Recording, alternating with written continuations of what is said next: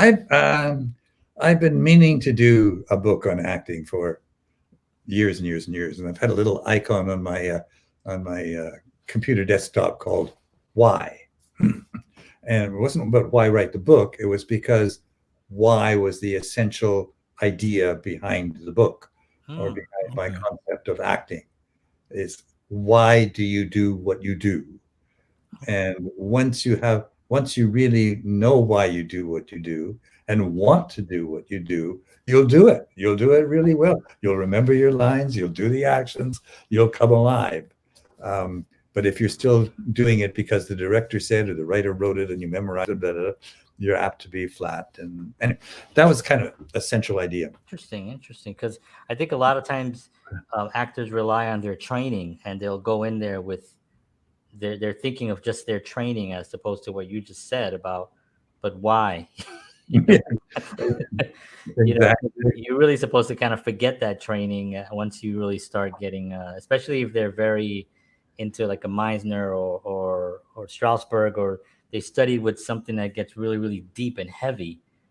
Yeah, exactly. Yeah, no, it's true, and I think it can distract and lead you down alleyways that where I disagree with in my approach anyway with Meisner or with the other one will come back to me in a minute. Is they want you to memorize the lines before you start to work, right? And that's the absolute opposite of what I think you should do. Really interesting. And I have these 3 don'ts in my book, and one of the don'ts is don't learn your lines. And when my producer friend Bob Goodwin read that, he said, "Hey, wait a minute, what do you mean?" Back it up. So I had to qualify that. I didn't mean don't know your lines. I meant don't learn the lines. What you want to do is you want to figure out one way or another why you would want to say this way at this time. And that's fun to do. That's fun to explore that. That's exploring the character. Memorizing the lines, I will arise and go now to Innisfree, comma, in a small cabin build there of clay and wattles, just trying to memorize text is boring. And I've seen actors just drive themselves crazy because this is what they have to do to get to the part they like. And my answer is, well, you don't have to do that at all. You can just start with the part you like, which is studying the character and studying what you're doing. And so that's like the British technique, because I'm an actor as well, and I studied in New York with the British. She was trained in, she was actually from America, but she studied in Great Britain for many years. And she also was a teacher, and she had a theater. And so she would always tell me, the same kind of thing. The words, you're going to pull an emotion out of the word. The writing has to be good. That's number one. The writing sucks, and you're going to pull something that's not. And then you actually why are you saying these lines in the scene? What are you supposed to get through this scene? What is the purpose that you're here right now at this moment? Then go and see what you're supposed to say first get that. She was very, very emphatic about that, and just make sure that you have a purpose to being in this scene. Yeah.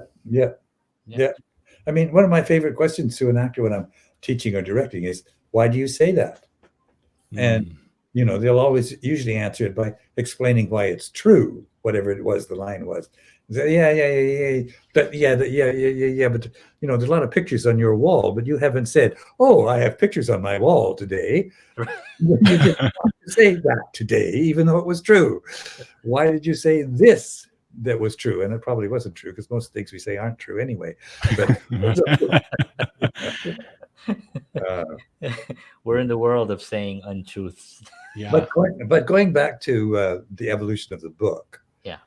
Because the other thing I wanted to do was a kind of professional memoir of my life as an artist about acting, whether it was as an actor or a director or an acting teacher. But how did my life develop in that way? My first book is fun, but it goes a lot more into some things I probably shouldn't have said at all about my personal life. So I wanted to keep it quite professional.